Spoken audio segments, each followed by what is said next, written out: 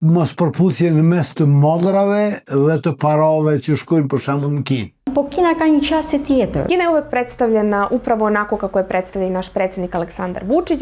Një burim tjetër i financimit i identifikuar gjatë kësaj periudhe është ai nga Kina. Në mbar rajonin, mediat me ndikim kinez prodhojnë përmbajtje dezinformuese në favor të Kinës në gjuhën shqipe dhe në atë serbe. Sasia e mjeteve të investuara për këtë qëllim ende është e paqartë.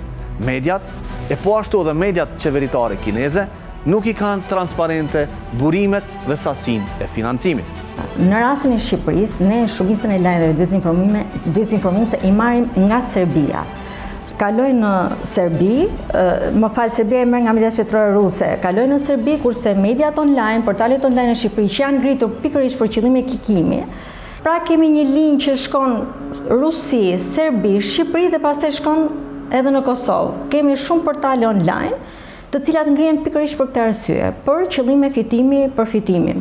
Si mund të arrihet kjo rritja e klikimeve vetëm përmes marrjes së përmbajtjeve me tituj bombastik, sensacional, ato që kanë efekt, që sillin pasiguri, që sillin ankth, sillin emocione, trajtojnë një temë të caktuar që është delikate. Domethënë, të gjitha këto e shumëfishojnë klikimin dhe përpasoj edhe fitimin. Kështu që këto janë kryesore të paktën në Shqipëri. Kemi vënë re që pak a shumë afrohet edhe Kina, domethënë, po Kina ka një qasje tjetër, domethënë ndryshe nga Rusia që ka një qasje agresive të përcjelljes së narrativës së saj, propagandës së saj. Kina është pak më strategjike në këtë drejtim. Domethënë, është ai soft disinformation, ai dezinformimi i butë që Kina sjell përmes perspektivës së vet kulturore ose përmes fuqizimit të saj ekonomik. Domethënë, Kina kërkon të vijë në Shqipëri edhe në rajon përmes fuqizimit të saj si një shtet i fuqishëm ekonomik, si një alternativë më shumë ndaj BE-s. Domethënë, ka një tjetër qasje në mënyrën se si ajo kërkon ta përcjell narrativën e vet. Është edhe Kina, domethënë, një nga këto rrugët. Pastaj, absolutisht janë edhe aktorë të brendshëm për qëllime të caktuara politike. Kjo vihet evidentohet shumë në rast zgjedhjesh. Kineski mediji sami po sebi, Kina ima prisustvo svojih medija ovde, u smislu agencija, imaju portal na srpskom, koji pokriva Srbiju i još par zemalja regiona, čini mi se Bosnu i Hercegovinu, Severnu Makedoniju.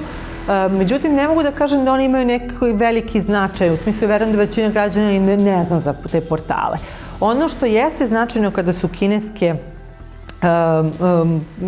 su kineski mediji zapravo vesti iz Kine ili o Kini u pitanju, to je da Kina u jednom trenutku je dosta ulagala u saradnju sa medijima ovde, pa je tako bilo nekoliko medija koji su na svojim stranicama imali recimo baner ili čitave sekcije o Kini. RTS je imao ili možda i dalje ima jedan slot svakog dana gde se zapravo puštaju neke emisije koje su kineska zapravo produkcija i tako dalje. Uticaj ne bih rekla da postoji uticaj kineskih državnih medija u Srbiji, ali ono što mi primećujemo jeste izuzetno pozitivno izveštavanje o Kini, pre svega u provladinim medijima. Dakle, Kina je uvek predstavljena upravo onako kako je predstavlja i naš predsjednik Aleksandar Vučić, dakle kao prijateljska zemlja, kao zemlja koja nama hoće da pomogne, koja je uvek spremna, koja je uvek tu za nas, kako smo mi čelični prijatelji i slično. Kineski državni mediji u Srbiji imaju čak potpisane neke ugovore sa domaćim medijima u Srbiji, to između ostalog agencijom Tanju, koja je bila jako dugo u vlasništvu države.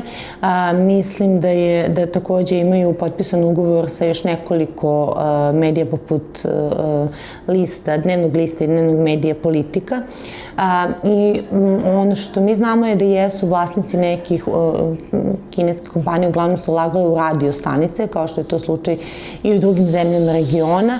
Ali kada pričamo o kineskoj propagandi, on se uglavnom zasniva na ekonomskim temama. Dakle, mi vidimo apsolutno ono pozitivno izveštavanje o Kini u medijima u Srbiji, ali to su dosta specifično i dosta onako usmerene na ekonomske teme i dakle uvek se hvali taj u pozitivnom tonu se izveštava o projektima, ekonomskim projektima između kineskih kompanija i naše države Srbije. Po flas rrjedhën e paras e kom analizue me zbulimin e dhënave financiare të bizneseve dhe ka qenë një kohë kur më ka interesuar që ta marrë përgjigjen mos përputhje në mes të mallrave dhe të parave që shkojnë për shembull në Kinë. Edhe kam gjetë në të kaluarën për shembull që kanë shkuar para 10 herë më shumë se sa që ka ardhur madh. Edhe në gjatë intervistimit të personave dyshuar, respektivisht aty paguesve, i kam pyetur çka ka ndodhur me këta mall, pse s'po të përputhet pagesat e mallit përmes bankave dhe të realisht o konë në deklari. Mirë po, bizneset dhe nën toka kanë krijuar kanale të zeza të qarkullimit të paras. Kështu që parat i dërgojnë në një shtet fqin, për shembull në Shkup, dhe janë njerëz specifik të cilët këtë para e bartin në Turqi, pastaj në shtete arabe. U besoj që e njëjta të teknikë shfrytëzohet edhe tek financimi i mediave dhe i ndosoj partive politike që janë Parti Minoritare në Kosovë, unë besoj që financimin e kryen me njëjtën metodë me cash,